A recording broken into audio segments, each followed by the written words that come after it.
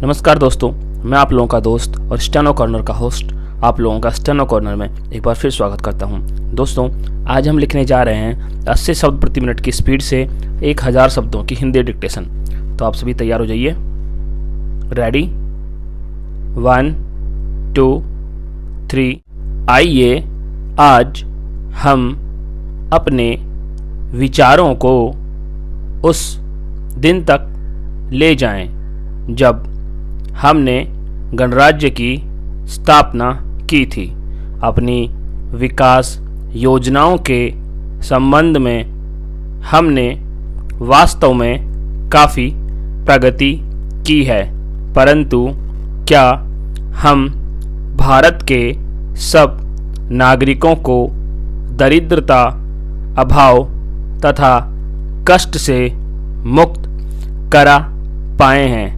प्रकृति की शक्तियों को अपने अधीन करने और जनता के कल्याण के लिए उन्हें नियंत्रण में लाने की दिशा में हम आगे बढ़े हैं, किंतु हम यह नहीं भूल सकते कि कुछ महीने हुए हमें भारत के उत्तर पूर्वी प्रदेशों में भयानक बाढ़ का सामना करना पड़ा था, जिसके कारण यातायात के साधन छिन्न भिन्न हो गए और वहाँ की जनता को भारी हानि उठानी पड़ी।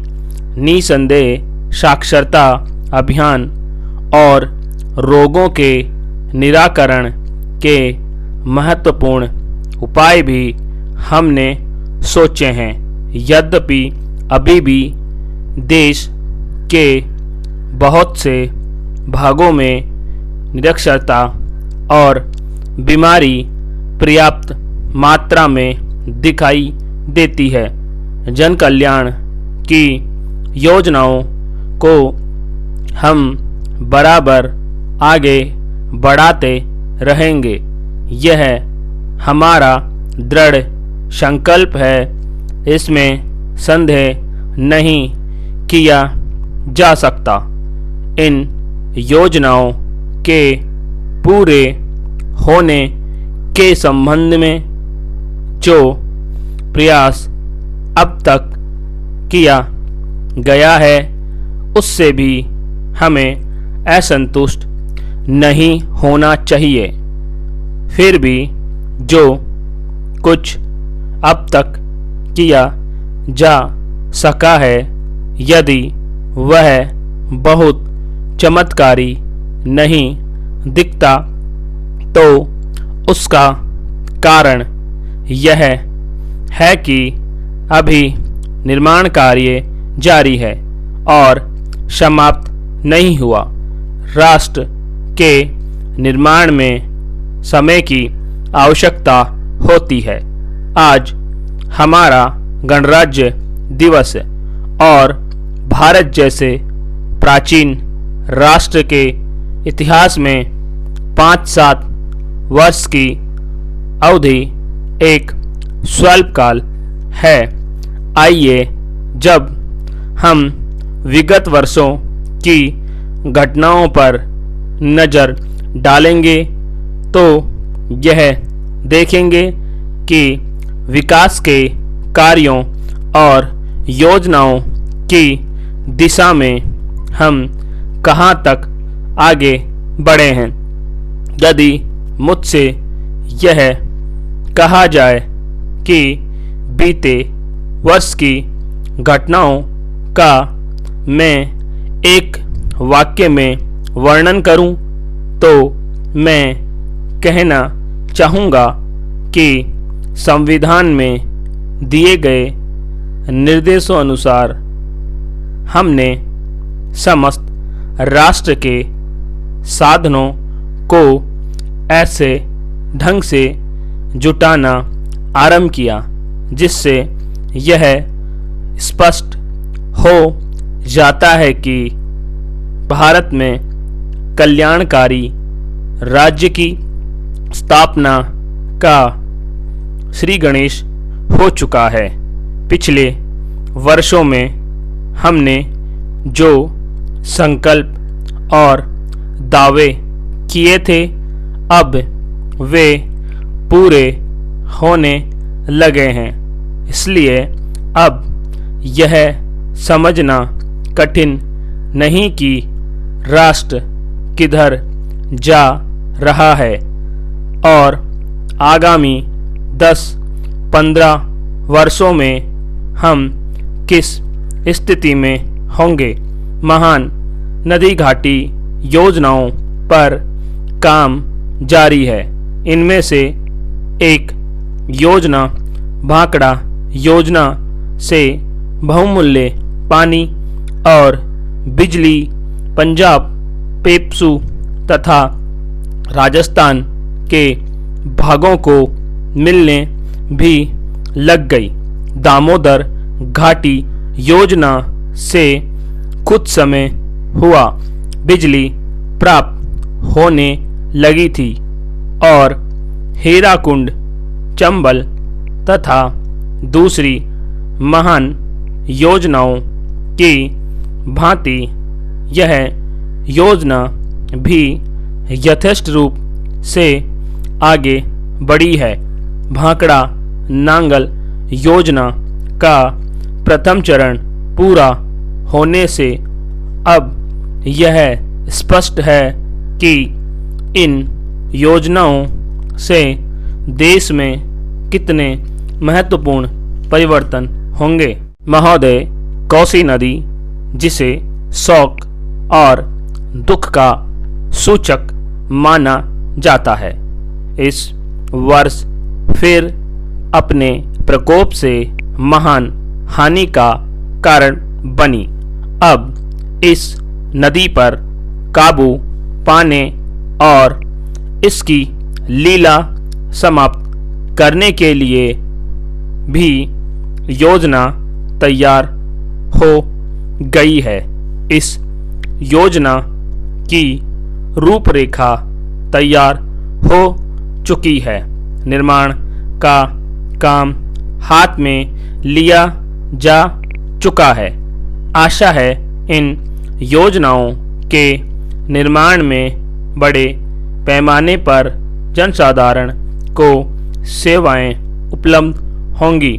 जब यह नया परीक्षण सफल होगा तो महान योजनाओं के निर्माण में और भारत की महान जनशक्ति के उपयोग के संबंध में हमारी जानकारी और अनुभव में महत्वपूर्ण वृद्धि होगी।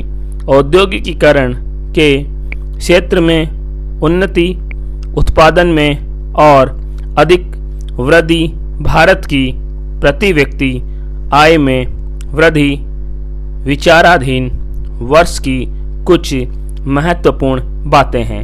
औद्योगिकीकरण के साथ ही रोजगार के क्षेत्र को विस्तृत करने के प्रयत्न भी बराबर जारी है। कुटीर उद्योगों और उद्योग धंधों को प्रोत्साहन देकर औद्योगिकीकरण और रोजगार में समुचित संतुलन स्थापित करने का प्रयास किया जा रहा है। यह बात सभी स्वीकार करते हैं कि यदि भारत के जनसाधारण को उदासीनता और हार मानने की भावना से मुक्त करना है तो बढ़ती हुई बेरोजगारी को दूर करने का उपाय करना होगा। इस दिशा में घरेलू उद्योग धंधे बहुत से लोगों को आंशिक या पूर्ण उपयोगी काम देकर इस समस्या का बहुत कुछ समाधान कर सकते हैं। इसलिए पंचवर्षीय योजनाओं में पुराने घरेलू उद्योगों को पुनर्जीवित करने और चालू कुटीर उद्योगों को प्रोत्साहन देने की व्यवस्था की जा रही है। विदेशी मामलों के क्षेत्र में हमारी सफलता और भी अधिक है।